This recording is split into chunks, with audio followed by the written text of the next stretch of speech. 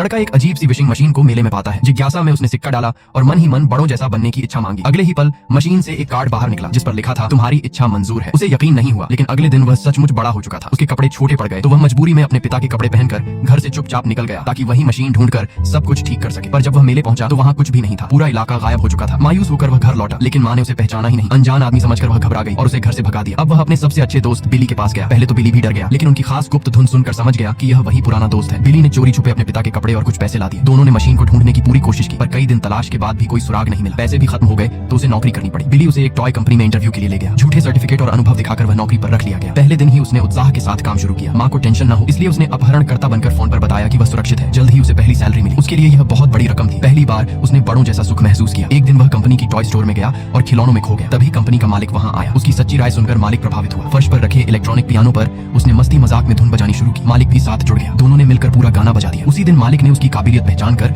उसे vice president बना दिया। मीटिंग में उसने एक रोबोट डिजाइन को कीड़े जैसे ट्रांसफॉर्मिंग रोबोट में बदलने का सुझाव दिया, जिसे सबने तुरंत मंजूर कर लिया। धीरे धीरे वह पूरी तरह एक वयस्क की जिंदगी में घिर गया। तब एक दिन बिली ने उसे याद दिलाया, तू अभी भी बस 13 साल का बच्चा है। ये सुनते ही उसे एहसास हुआ कि वह असल में क्या खो रहा है। स्कूल गया, दोस्तों को खेलते देखा, क्लास फोटो खींचते देखी। उसे अपना बचपन उससे दूर होता महसूस हुआ। आखिरकार उसे वह पुरानी विशिंग मशीन फिर मिल गई। उसने बिना सोचे सिक्का डाला और इच्छा मांगी। इस बार वह फिर से 13 साल का हो गया। अगर तुम्हें भी वापस बचपन में लौटने का मौका मिले क्या तुम जाओगे?